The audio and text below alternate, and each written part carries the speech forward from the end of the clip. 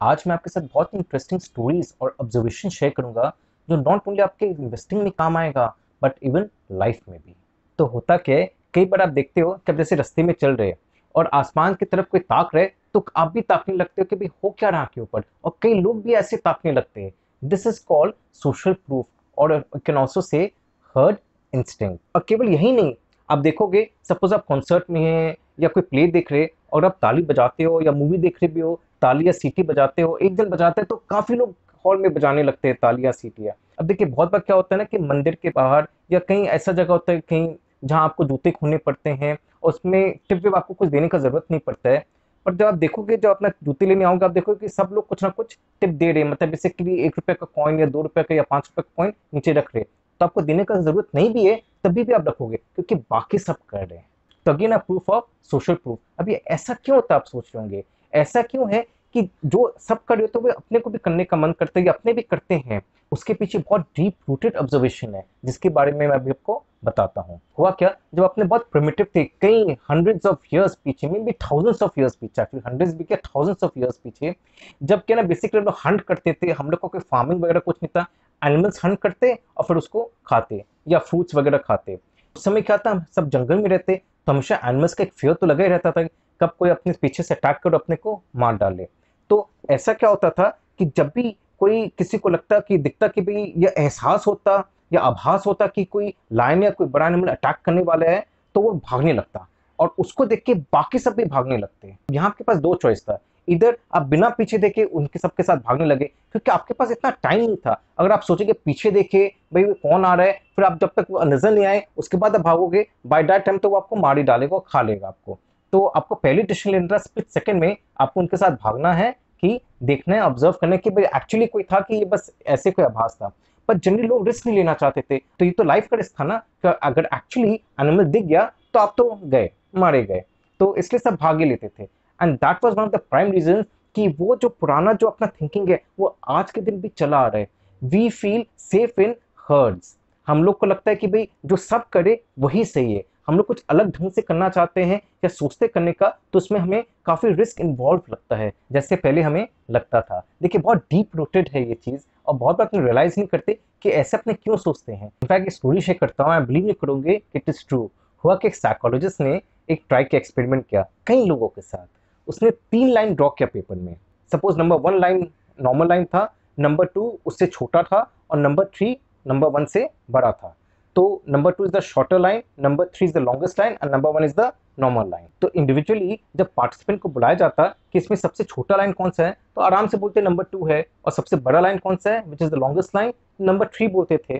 तो दे were absolutely spot on और 100% accuracy था। इसके बाद एक्सपेरिमेंट में साइंटिस्ट ने क्या किया, 3 लोगों को इकट्ठा कर दिया एक साथ कमरे में, और उसमें कुछ एक्टर्स थे। एक्टर्स क्या कर रहे थे, सही आंसर नहीं दे रहे थे। मतलब जो सबसे नंबर 1 लाइन है उसको बोलते सबसे लॉन्गेस्ट लाइन, और नंबर 3 को उससे कम बोल रहे थे, या नंबर 1 को सबसे शॉर्टेस्ट लाइन भी बोल दे रहे थे। तो basically they were not giving the accurate answers.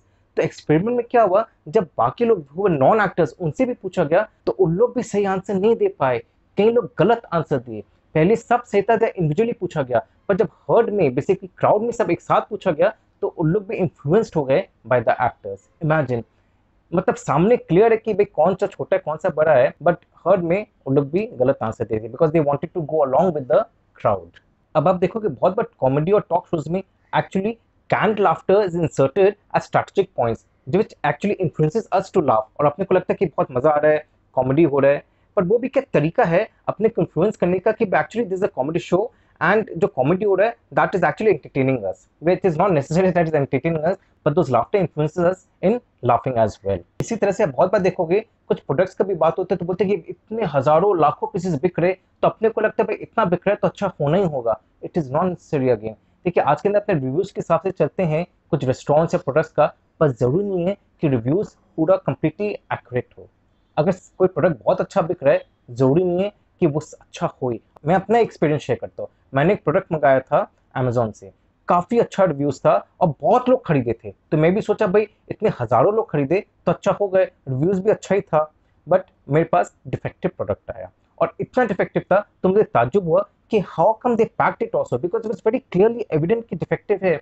मतलब it was kind of a green curtain और उसमें एकदम क्लियरली व्हाइट व्हाइट लाइंस थे, वेरी क्लियर एविडेंट, स्पॉट्स भी थे ना। How can they pack something which is so clearly visible? तो ऐसे ही होता है, जरूरी नहीं प्रोडक्ट अच्छा हो ना। Again I also fell into the social proof and order the product which most of the people had ordered, because I didn't wanted to take the risk कि भाई दूसरा जो प्रोडक्ट है जिसका खास रिव्यूज नहीं है या उसका सेल कम है, हो सकता है इतना बढ़िया नहीं हो।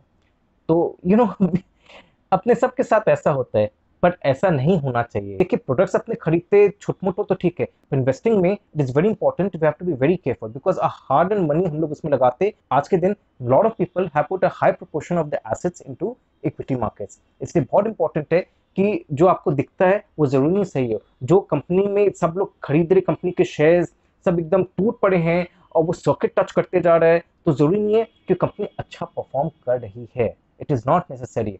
हो सकता है कंपनी अच्छा परफॉर्म नहीं करी है, बट तभी भी उसका प्राइसेस बढ़ते जा रहे हैं बिकॉज बायर्स ज्यादा है, सेलर्स कम है। वही भेड़िया चाल, भाई सब खरीद तो अपने को भी खरीदना, अच्छा हो गई कंपनी, अरे सब खरीद तो कुछ तो खास बात है।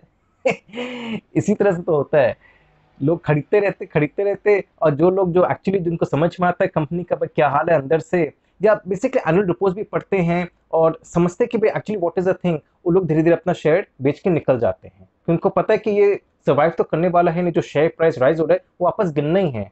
बिकॉज देखिए इवेंचुअली लॉन्ग टर्म में क्या है ना कि आपको जो शेयर प्राइस है it would always go along with the earnings of the company. Short term में शॉर्ट बर्स्ट आपका बढ़ सकता है, बट लॉन्ग टर्म में आप कमा नहीं सकते हो। It is impossible until the company is earning well.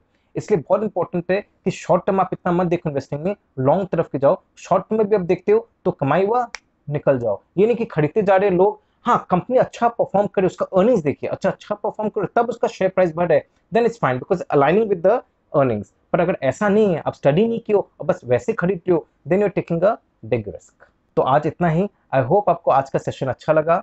Thank you for listening to me and take care.